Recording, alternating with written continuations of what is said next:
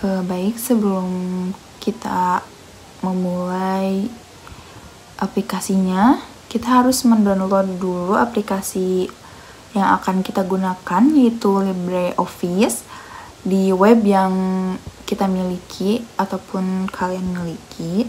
Di sini saya akan memberikan cara maupun tutorial dalam menginstal aplikasi tersebut. Pertama, kalian bisa pada bagian web ataupun pencaharian yang kalian miliki di laptop kalian, lalu ketik download aplikasi LibreOffice. Setelah itu kalian bisa pilih pada bagian yang pertama, yang ini. Setelah itu tampilannya akan seperti ini. Kalian bisa scroll ke bawah, lalu di situ ada bagian unduh, kalian bisa pilih itu. Nah, setelah itu ada yang warna hijau, pilih bagian ini, dan kita bisa melihatnya pada bagian download pada laptop masing-masing. Kita tunggu karena memiliki ruang penyimpanan yang lumayan besar, jadi waktunya agak lama juga. Kita tunggu sampai bisa menyimpan pada file yang ada di laptop maupun komputer. Kemudian jika kita tadi sudah menginstal aplikasi pada web, kalian bisa melihatnya pada bagian file, pada bagian unduhan, dan akan ada aplikasi yang telah kita download tadi. Lalu untuk proses penginstalannya, kalian bisa tekan lanjut, next, pokoknya. Setelah itu baru pasang atau install. Mungkin memakan waktu yang agak lama juga karena untuk memasukkan data dari aplikasi tersebut kepada PC masing-masing, kepada laptop ataupun komputer. Di sini jika kalian bisa menunggunya sampai selesai. Di sini saya akan menjelaskan menu-menu yang ada di aplikasi LibreOffice. Untuk yang pertama, saya membuka aplikasi LibreOffice-nya. Di sini sebagai contoh, saya akan mengambil yang lembar sebar. Nah, di sini untuk yang pertama ada icon lembar sebar di LibreOffice. Di sini ada dokumen teks, ada lembar sebar, ada presentasi, gambar, rumus, basis data, dokumen HTML, dokumen formulir XML, label-label, kartu nama, dokumen induk, dan template. Lalu untuk icon folder yang kedua dari kiri, ini tuh seperti kita akan membuka file yang sudah kita simpan. Bisa kita klik saja, nanti akan ada filenya seperti ini. Yang pertama di sini saya pernah membuat tabel rumus. Nah, di sini ada. Jadi kalau misalkan mau membuka file, tinggal klik saja filenya. Lalu icon yang ketiga itu save. Ini di sini ada simpan sebagai. Di sini kita bisa menyimpan dalam bentuk file yang lain selain yang di sininya. Lalu ada ekspor juga. Di sini kita bisa mengekspor filenya ke file yang lain. Ada simpan salinan juga, ada simpan sebagai template, dan ada simpan sebagai berkas jarak jauh. Lalu di sini itu kita bisa langsung ekspor ke PDF. Jadi gak harus kayak icon yang sebelumnya. Jadi bisa kita bisa langsung klik ini saja kalau mau nyimpan ke PDF. Lalu di sini ada icon untuk cetak atau print. Di sini kita seperti bisa mencari data. Lalu di sini kita ada icon potong, atau bisa disebut seperti kita kalau misalkan mau menghapus atau menghilangkan, nah bisa pakai ini. Lalu ini seperti salin, jadi kita bisa nyalin dokumen. Di sini kalau misalkan kita nge-copy, nah ini ada tempel atau paste. Di sini kita bisa memberi warna. Ini fungsinya untuk menghapus kata. Di sini kita bisa mencari atau juga mengganti kalimat atau kata dengan klik ini aja. Lalu ini kita ejaan. Terus ini baris. Ini tuh baris yang ke kanan gitu, yang sejajar. Kalau yang sebelahnya itu yang atas bawah. Lalu untuk urutkan, mengurutkan ejaan atau mengurutkan data kita. Ini juga sama, lalu ini juga. Lalu untuk ini gambar, ini tuh kita bisa memasukin gambar ke sini, terus kita klik aja icon yang ini. Lalu ini sisipkan bagan. Sisipkan bagan itu kita kalau membuat grafik atau chart yang lain-lain. Lalu di sini ada sisipkan atau sunting tabel. Di sini ada karakter khusus. Jadi kayak misalkan ini. Kayak misalkan karakter-karakter yang lebih besar, lebih kecil, tak hingga, dan yang lainnya juga. Lalu di sini ada sisipkan hypertext, kayak kita mau masukin link. Nah, kita bisa klik ini aja, langsung kita masukin link. Lalu di sini kita bisa sisipkan komentar. Di sini ada kepala dan kaki. Kalau di Microsoft Office, kalau di Microsoft Word itu kayak header dan footer. Nah, di sini kita tentukan wilayah cetak. Itu kayak kalau misalkan kita buat data banyak, tapi nggak semua yang akan kita print. Jadi bisa kita pilih beberapa yang akan kita cetak. Lalu ini bisa bekukan baris dan kolom. Lalu ini adalah jendela. Jadi ininya filenya bisa kita bagi gitu. Lalu ada tempelkan fungsi menggambar, itu kayak bulat, persegi panjang, yang lain-lain. Lalu di sini ada font-fontnya. Kita bisa milih font yang lain. Lalu di sini juga ada ukuran fontnya, kita mau setting berapa ukurannya. Nah, ini fungsinya untuk mendebalkan tulisan. Kalau ini untuk memiringkan tulisan. Terus ini garis bawah. Terus ini juga fungsinya untuk memberi warna pada tulisan. Ini memberi warna juga. Tapi untuk kolom, bukan buat tulisan. Terus ini rata kiri, rata tengah, dan rata kanan. Terus kalau misalkan tulisan kita ke bawah di tabel, kita bisa ke atasin ataupun ke tengah, rata tengah. Terus ini juga bisa rata bawah. Kalau ini lipat teks.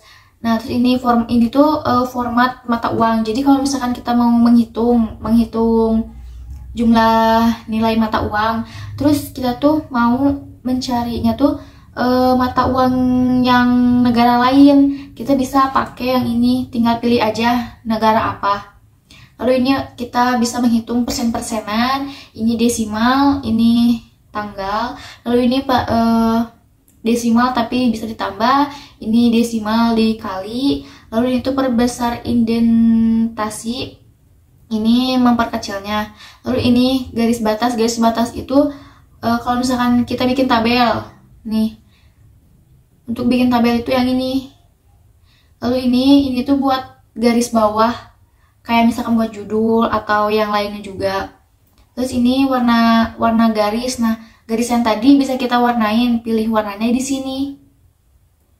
Lalu ada bersyarat.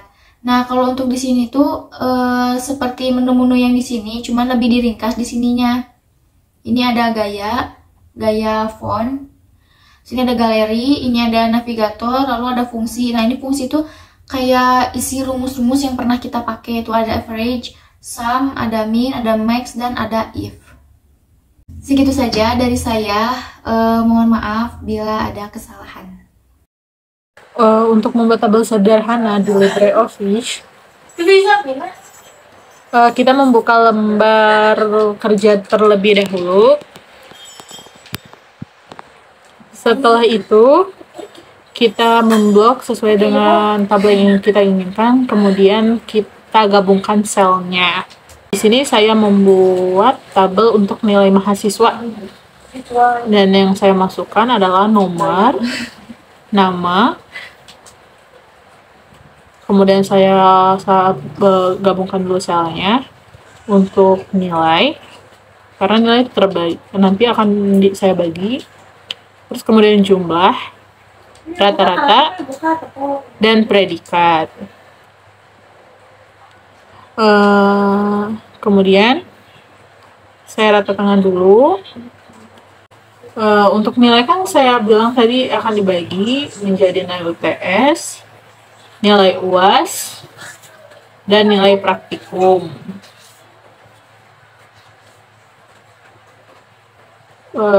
Kemudian saya rapikan terlebih dahulu. Kita gabungkan sel-selnya kembali untuk nomor, nama, jumlah, rata-rata, dan predikat. Setelah itu saya blok untuk warna, nilai mahasiswa saya beri nama warna abu-abu, dan untuk leadernya saya kasih warna orange. Setelah itu saya blok,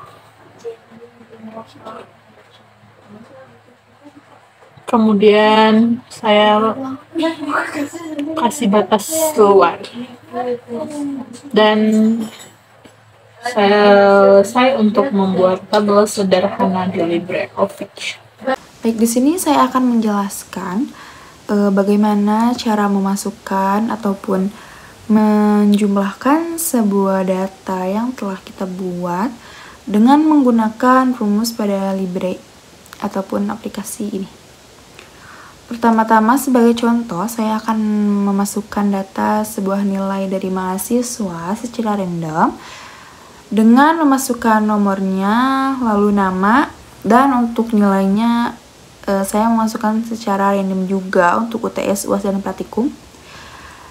Selanjutnya, untuk membuat sebuah rumus ataupun menjumlahkan dari nilai-nilai ini, di sini saya akan beritahu untuk menjumlahkan dari nilai-nilai yang telah kita masukkan, yaitu dengan rumus sama dengan sum. Sum ini tuh untuk sebuah penjumlahan. Lalu setelah itu enter, maka akan keluar nilainya. Dan untuk nilai yang lainnya juga, kalian bisa blok dari 1 sampai 6, lalu klik enter. Nah, setelah itu saya akan memberikan contoh juga untuk menjumlahkan sebuah rata-rata, yaitu dengan sama dengan average, itu untuk sebuah rata-rata, lalu enter kembali. Setelah itu, untuk selanjutnya, untuk melihat hasilnya yang lain, kalian bisa mengikuti step yang sebelumnya, yaitu blok semuanya, lalu klik enter. Sudah. Buat grafik di LibreOffice, pertama-tama kita membuat data terlebih dahulu, kemudian kita simpan di file kita.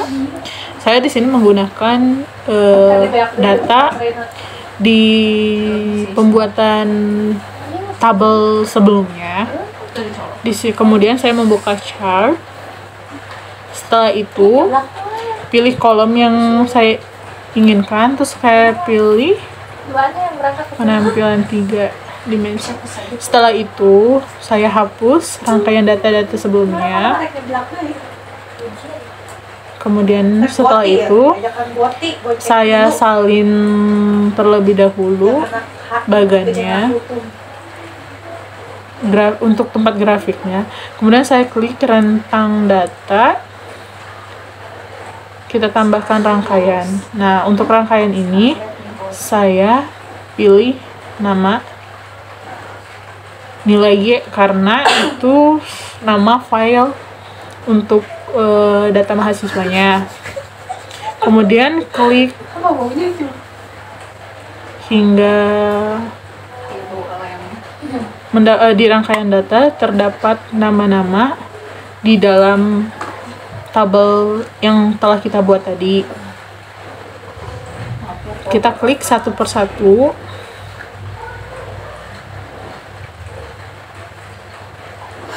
Hingga grafik itu, batang-batang grafik itu terbentuk sesuai dengan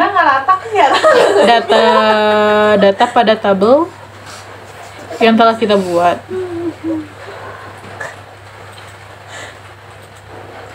Terus kita tambahkan rangkaian, kita tambahkan lagi sampai data itu selesai.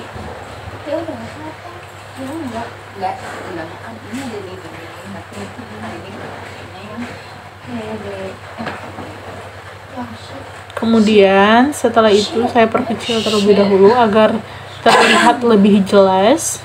Di sini saya akan memperlihatkan cara bagaimana menyimpan file ke file lain seperti PDF di aplikasi LibreOffice. Untuk yang pertama, saya membuka aplikasi Librenya. Lalu setelah itu, di sini saya sudah ada datanya. Nah, setelah itu saya ketik icon ketiga dari kiri yang warna ungu. Nah, di sini saya ketik yang ekspor. Lalu di sini saya akan memberi nama untuk filenya. Di sini untuk memberi nama filenya saya mengetik tabel. Lalu di sini kita pilih yang PDF, Portable Document Format. Setelah itu kita klik simpan, lalu kita klik ekspor. Nah, di sini tunggu saja, lalu kita buka aplikasi dokumen. Dan ini sudah ada. Dan hasilnya akan menjadi seperti ini. Dia akan sudah menjadi dokumen yang berbentuk PDF. Nah, tadi adalah cara memindahkan file ke file PDF yang lain, dan juga sebelumnya ada cara membuat rumus, cara membuat tabel, dan masih banyak lainnya. Mohon maaf bila ada kesalahan, dan terima kasih.